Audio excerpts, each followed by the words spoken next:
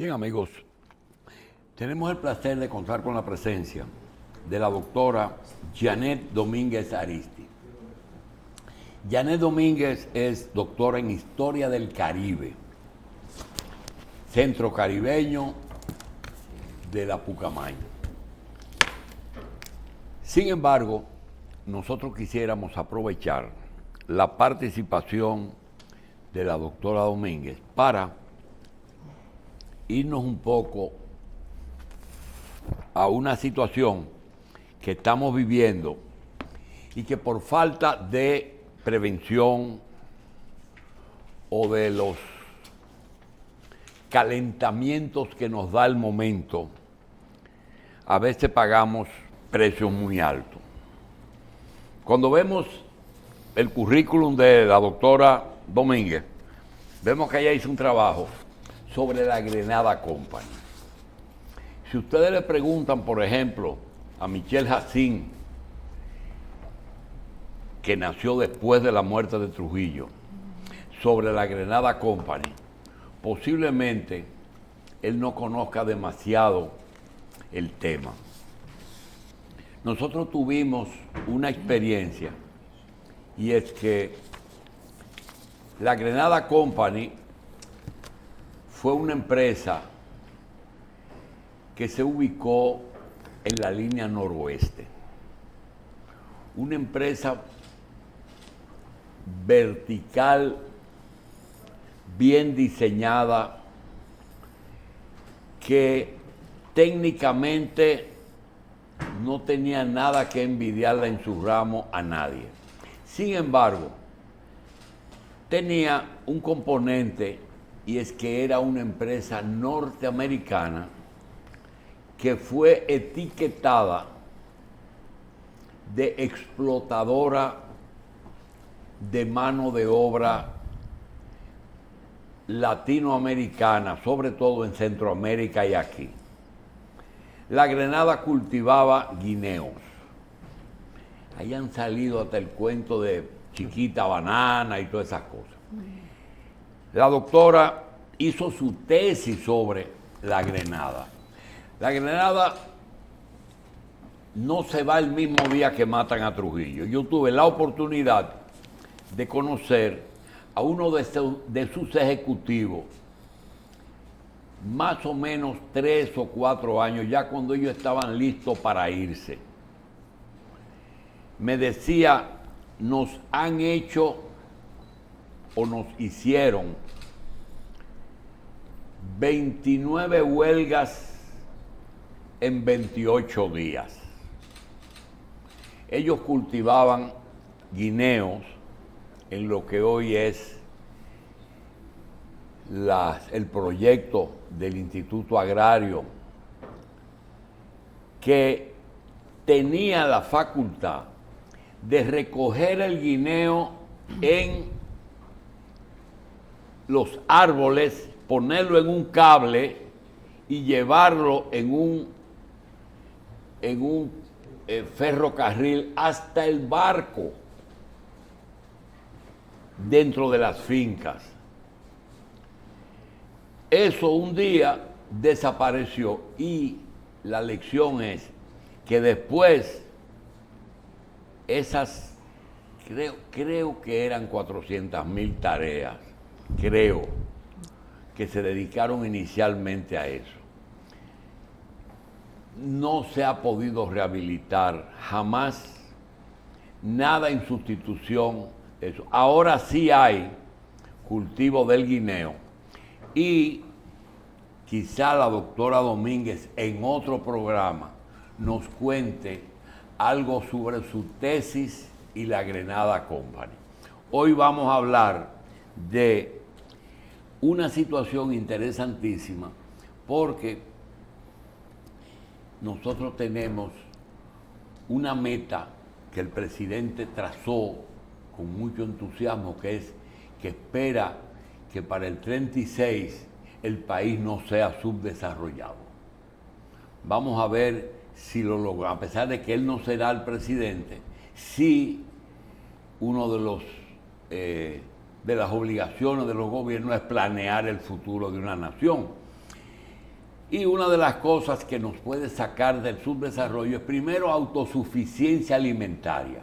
Un país, lo primero es que tiene que tener no dependencia, también tener capacidad de exportación para producir divisas.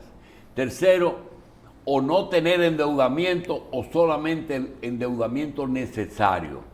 Y tener los recursos humanos y la educación que prepare al país para poder llevar a cabo los planes de desarrollo. Vamos a darle la bienvenida a la doctora Aristi, que actualmente se dedica a un renglón que ayer hablamos mucho, se trata de las zonas francas. La zona franca es una realidad en que tenemos que ver mano de obra y tenemos que ver experiencia. Es decir, cuando se instala una empresa extranjera aquí, lo que se busca es que el país tenga más personas trabajando y que esas personas aprendan a trabajar en diferentes sectores. Tenemos el mejor ejemplo ahí en Jaina, que tenemos una industria farmacéutica ejemplar.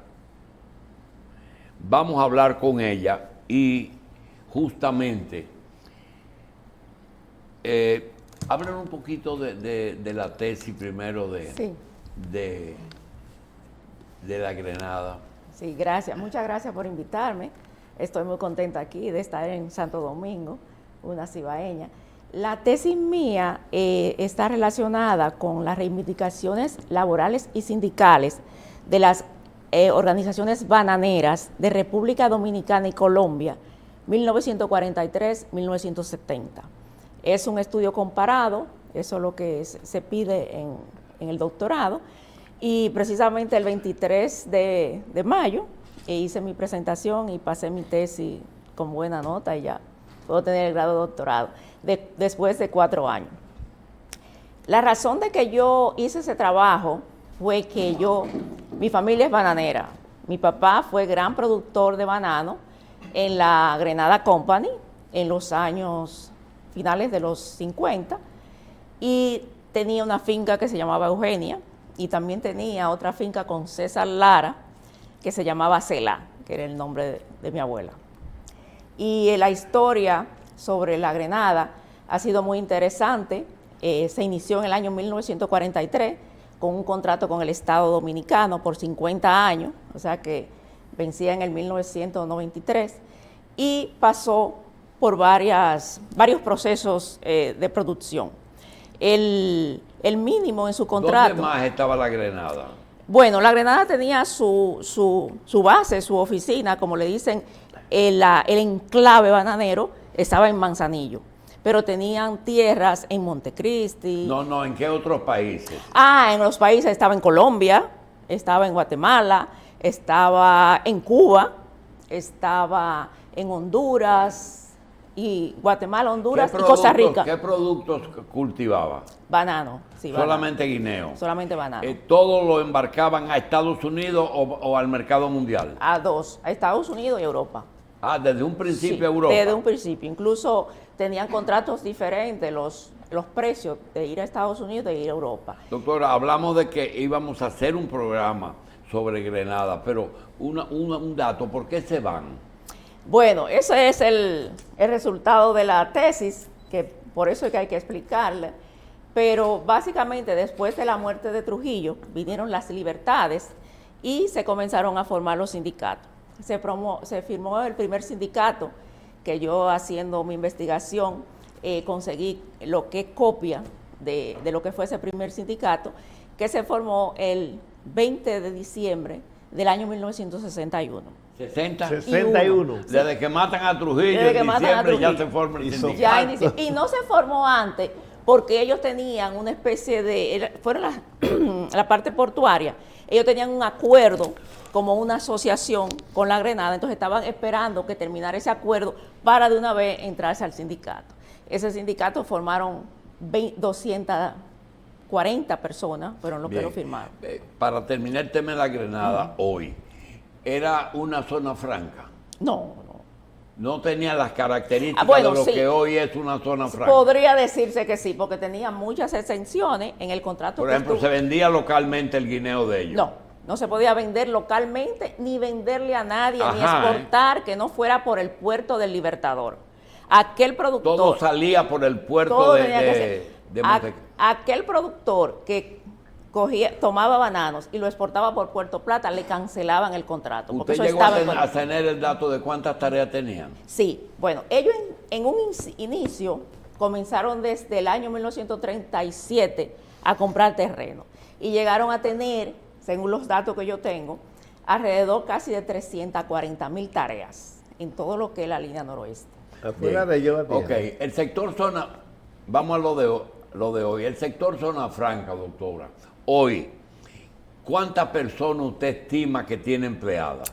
Nosotros tenemos alrededor de casi 185,000 personas empleadas. Esas personas reciben un salario que lo pone la Secretaría de Trabajo o ese es un contrato aparte que no está sujeto a controles estatales. Sí, acuérdense que los salarios en República Dominicana están por lo que se llama la ley del Comité Nacional del Salario, que se revisa cada 2 años. Y el último salario que se incrementó este año es alrededor de 16,600 pesos mensuales. Pero ese es el 16,000. mínimo, eso es el mínimo. Bien. Nadie casi gana eso.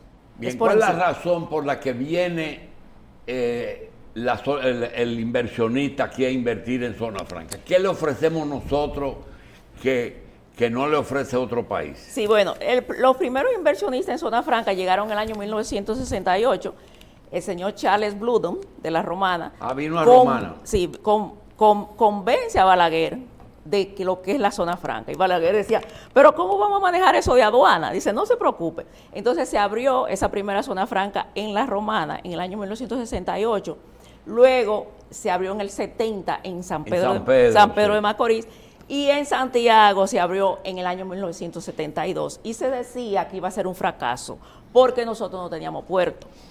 Y fue lo contrario, no teníamos puerto, estábamos cerca, pero teníamos una calidad de mano de obra. Teníamos muchas personas que habían trabajado en tabaco, que habían trabajado en Ese calzado. inversionista, te voy a interrumpir mucho, ese inversionista viene de Estados Unidos o de Asia. Los que llegan, Los el que que llegan. viene aquí a instalar zona franca. de varios países, de Europa. Pero ¿cuál es la atracción que le ofrece una zona franca aquí? La ley distancia de 890. Estados Unidos. La ley 890, que es una ley que da mucha facilidad a la zona franca, nuestra cercanía, nuestras infraestructuras, nuestra estabilidad de gobierno, o sea, todas esas cosas se analizan cuando se va a hacer, y la calidad de la mano de obra. Y los servicios. Los servicios, que la Hay que infraestructura. garantizarle los servicios públicos a ellos. Hay que garantizarle el agua, la luz, Los parques el tienen teléfono, todo eso, tienen ¿no? todo eso. ¿Y Nosotros por qué a veces ellos no compran la instalación, sino que se las alquilan? Eso es lo mejor, eso es lo que se estila en zona franca y eso es lo que se estila casi a Es que nivel ellos se de... pueden ir en un momento Se dado, pueden ir, tienen recoger su su contrato. máquina y se van. De golondrino. Si ellos quieren comprar, en el caso de nosotros una empresa llegó a comprar una nave, se puede comprar, pero lo normal es que se alquile. Que se Mire, vayan ¿Qué por ciento de lo producido pueden vender localmente? Hasta el 100%. ¿Hasta? Sí, hasta el 100% de lo producido y exportado, pagando un 3.5% y pagando el arancel y pagando el ITEVIS. ¿Quién es el organismo regulador y cuál es el organismo que atrae la inversión? ¿Es aduana? El organismo regulador es el Consejo Nacional de Zonas Francas de Exportación, que yo fui su directora del año 2000-2004 en el gobierno de Hipólito, y está vinculado con aduanas principalmente. ¿Es una escuela? No, es un... No, tener zona franca enseña al trabajador dominicano un Sí, oficio. Sí, se le enseña un oficio, sí. Tenemos, por ejemplo, el parque de nosotros, que es el Parque Industrial Santiago Norte Pisano. Nosotros tenemos una escuela dentro de Infotec, donde pueden recibir capacitación los obreros, los empleados y la comunidad. Eso está abierto a toda la comunidad. Termino con esto, ellos tienen otras cosas. ¿Cuál es el principal producto hoy en zona franca? El principal producto hoy de exportación de más valor es productos médicos. Sí, Productos médicos. Medical Equipos. device. No, De y equipos. los bajantes, ¿verdad? Los bajantes de Descartables. suero, diferentes. Desechables. Nosotros Sí. seguimos siendo el principal fabricante de los bajantes de suero para Estados Unidos. Yo creo que Sí. se producen el 100%. Para aquí. Estados Unidos y también para Europa. Bien, yo tengo dos cosas. Primero, en la zona que ustedes están, la que usted representa, ¿qué personal tiene? Nosotros tenemos alrededor de casi 4.000 empleados. O sea que ustedes tienen productos que no son nada más médicos. No, nosotros tenemos productos médicos, fuimos la primera empresa fuera de Santo Domingo que se instaló en el Cibao, en Santiago, de productos médicos.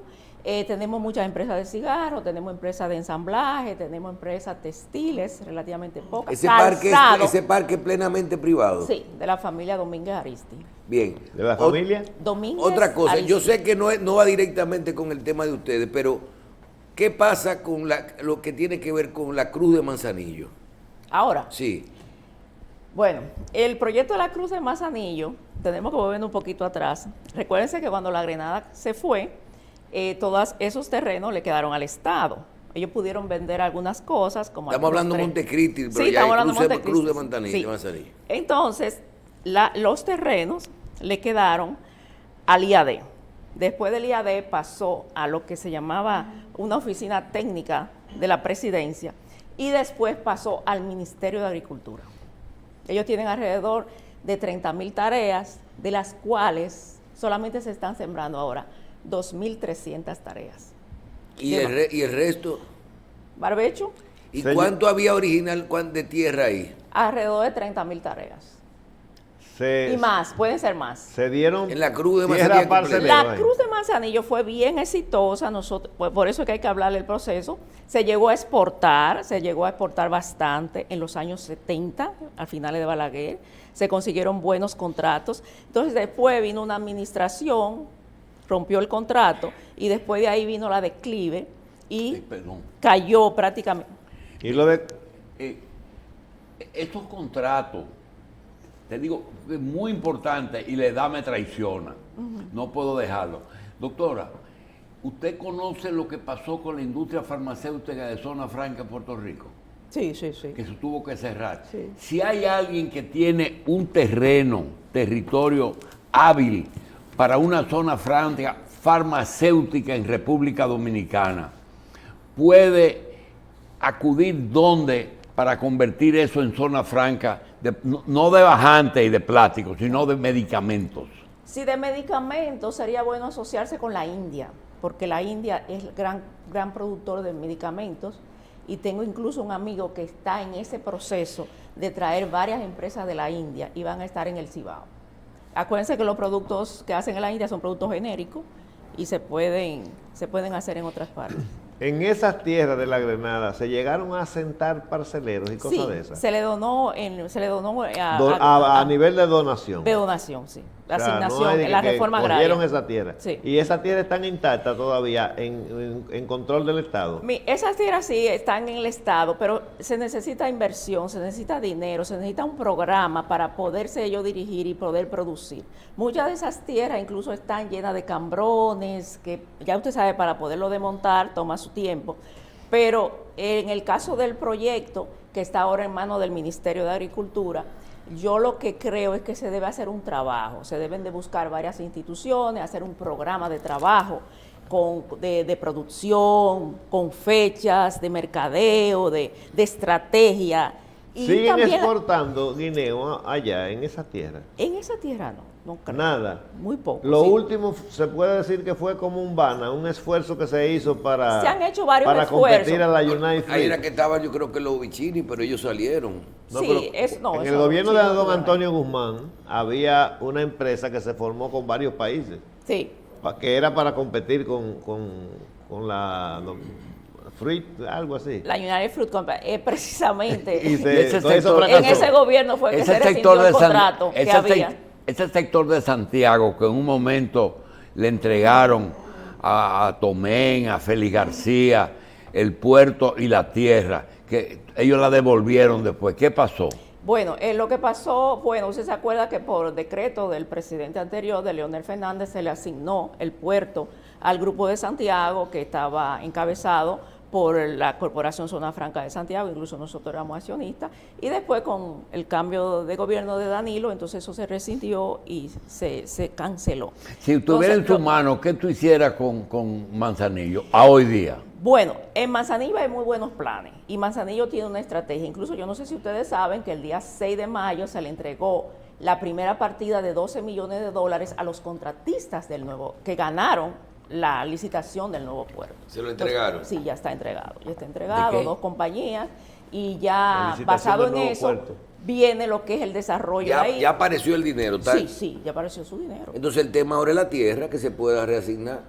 Pero ¿cuál tierra? De la tierra La no de tiene que ella. ver con el puerto, con el muelle. Bueno, lo que pasa es que el muelle está en una parte y las tierras están en otro lado, porque ya Exacto. el muelle está lo que es en Manzanillo. Los terrenos están un poquito más allá, que están en lo que se llama Palo Verde. ¿Qué programa habían con los chinos que se cayó cuando Estados Unidos lo prohibió terminantemente? Bueno, nosotros tuvimos problemas con la inversión china. Incluso en Santiago tuvimos inversión china e inversión coreana. Entonces, la forma de ellos tratar a los empleados, las cosas que ellos hacían, entonces no fueron acordes con lo que eran las leyes de aquí y muchos de ellos migraron y se fueron a Centroamérica. Y habían Y coreanos después de también. Centroamérica se fueron a otro lado. Pero nosotros ahora no tenemos, que yo sepa... Ellos tratan mucho mejor, mucho peor los empleados que muy nosotros. mal, sí, tuvimos Los coreanos mucho- también. A ellos no le mandan problemas, no le cierran empresas. Sí, y ya ahora lo que hay es mucha inversión americana. Una de las cosas, don Julito, que tiene la zona franca dominicana es que hay mucha inversión dominicana, local. Usted se va a Centroamérica y no encuentra tanta inversión local. No, es Sí. toda es Aquí por área. hay Sí, hasta pero hay parques- también algo, y es que ellos se salen de zona franca. Yo, por ejemplo, ando por el mercado de Villaconsuelo, encuentro gente que ya sabe hacer gin y tienen negocios que Claro. aprendieron. Eso es parte de la Eso ayuda, ayuda. porque se forman personas Y le que da más pueden después permanencia, ser y le da más independientes permanencia a la y le da zona. más permanencia y pueden tener más producto y pueden ser MIPYMES. Antes Sí. que usted termine, yo quiero preguntarle, dígame algo de la zona franca en todo el proceso de los pueblos, Santiago, Salcedo, el Este, y por qué. Sí, O qué sea, buena esa pregunta. ¿Por porque- qué hayan o no hayan crecido? Sí, en el gobierno de Balaguer fue que se comenzaron a hacer muchos parques de zona franca, específicamente a través de la fomento industrial que existía. Y cada vez que el presidente iba a los pueblos, decía, nosotros queremos una zona franca, pero no en todos los pueblos se puede instalar. Por ejemplo, Claro. se instaló una zona franca en Montecristi, fue un fracaso. Las personas allá no tienen cultura de lo que es trabajar, Ok. levantarse a las 6 de la mañana, Sí. trabajar. Se instaló en Salcedo, también fue un fracaso. ¿Por Se qué instaló por en qué en el Salcedo? Ceibo, imagínense, el Ceibo, en el Ceibo. ¿Por qué en Salcedo? En Salcedo se instaló un parque de Sí, zona yo franca. sé, del mismo tamaño que la de Moca. Sí, más o menos, un Y poquito más siempre pequeño. discutimos los salcedenses y los mocanos Sí. por el tema de que como en Salcedo no hay una dirección de... la principal vía de Salcedo se salió para la capital. Sí, son productos Y había muchas movilizaciones y muchas Sí. cosas de eso. Y además eran productores agrícolas, pero sin embargo, por ejemplo, Moca, La Vega han sido muy exitosas. Puerto Plata Pero también es es por un la problema. gente que quiere trabajar, porque eso da mucho trabajo Sí. en cada ¿No? Y ellos se da fijan, empleo los en cada- inversionistas, también En la mano de obra. en la conducta de los pueblos, En la con mano de respecto a obra, las la movilizaciones, conducta. la huelga y todo eso. Por ejemplo, en el caso de Puerto Plata, para producir en Puerto Plata había momentos que había que llevar a las personas de Santiago. No aparecía mano de obra. ¿Por qué? Porque es una ciudad turística. Todo Ahora, el mundo prefiere la trabajar. la verdad que quien se graduó con honores fue Santiago en la zona franca. Santiago. Yo creo que Es el parque más grande que es hay. un ejemplo en toda la Y parte. es el ejemplo Y y Moca. es una institución sin fines de lucro que es administrada por un consejo de administración y todas sus ganancias que ellos tienen que invertirla en el parque o invertirla en la ciudad. Es cierto que de los 180 y pico de mil empleados que tiene el sector zona franca y del 100% de lo que nosotros estamos haciendo, que aunque ha bajado, creo que ahora va a ser un 3 o un 4% del PIB, lo que es zona franca, 3, 4, sí. pero llegó a ser un 6, 8, 9%. En este momento Santiago representa más del 50%. No el 50%, pero tenemos alrededor de 40,000 empleados. 40. La ciudad, no, yo digo en la corporación Zona Franca, pero como Santiago tenemos más del 50%. Más del 50%, o sea, estamos hablando de 100,000 empleados. Sí. Bien, finalmente, ¿qué fue lo que usted nos trajo en ese folder ahí? Bueno, esos eran algunos datos que yo empezaba a mostrárselo de lo que yo había conseguido. Ahí tengo yo copia, por ejemplo, del primer sindicato, tengo copia de los contratos que se hicieron con el Estado, tengo copia de muchas comunicaciones. Quería decirle de una joya que yo encontré en mi investigación, que fue una bóveda que está en lo que es la oficina del Ministerio de Agricultura de la Cruz de Manzanillo, donde ahí están todos los planos, ahí están todos los documentos que dejaron la Grenada Company, en el cual yo tuve que entrarme a buscar, y también pude conseguir los abogados de esa empresa, que fue la oficina Federico Carlos Álvarez. Lo principal que usted nos trajo fue a usted, que tiene un currículum que entiendo que debe ser más utilizado, no solamente en el área académica y en zona franca, sino en el área industrial y en el área de desarrollo del país, porque gracias. Tiene conocimientos y experiencias que no se deben desperdiciar. Gracias. Doctora, le damos las gracias, pero usted. momentáneamente, que podemos desarrollar esos temas en otros programas. Gracias.